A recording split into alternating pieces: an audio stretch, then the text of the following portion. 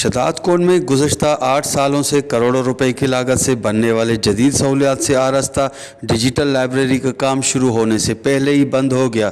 एक तरफ मकामी और ज़िली इंतज़ामिया खामोशी के दायरे में तो दूसरी तरफ मुंतखब नुमाइंदे भी खामोशी की दुनिया में खामोश, जबकि ऐसे में तालीम याफ्ता नौजवान परेशान और होटल वगैरह पर बैठ कर टाइम पास करने पर मजबूर हैं।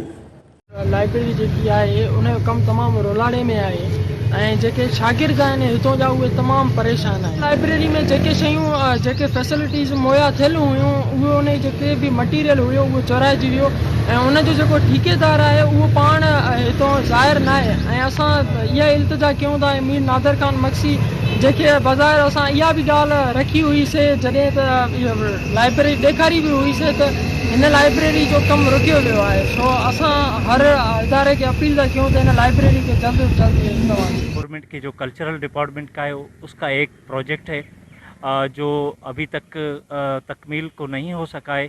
उसकी बड़ी वजह ये है कि यहाँ पे जो ठेकेदार है वो यहाँ काम अधूरा छोड़ के चले गए हैं। यहाँ पे हमने बहुत सारी कोशिशें की हैं, यहाँ तक कि डिप्टी कमिश्नर कमर शदाद कोट वो भी विज़िट कर चुके हैं। सेक्रेटरी गवर्नमेंट कल्चरल डिपार्टमेंट को भी लिखा गया है, लेकिन ताहाल अभी तक कोई यहाँ लाइब्रेरी का काम स्टार्ट नहीं हो सका है। इस लाइब्रेरी के न होने की वजह से शदाद से बच्चे लारकाना, कराची, हैदराबाद, सक्कर के बड़े बड़े लाइब्रेरीज़ में जाने के लिए मजबूर हैं। तो हमारा मुतालबा ये है कि इतनी बड़ी आबादी के लिए यहाँ पे कोई सहूलत नहीं है और यहाँ लाइब्रेरी न होने की वजह से यहाँ के जो बच्चे हैं वो दूर दराज के इलाकों से जो आते हैं, देहात के लोग बच्चे आते हैं, वो बहुत परेशान है।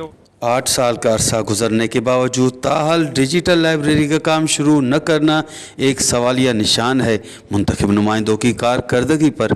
कैमरा टीम के साथ गुलाम अली ब्रावई, वश टीवी, शदाद कोट।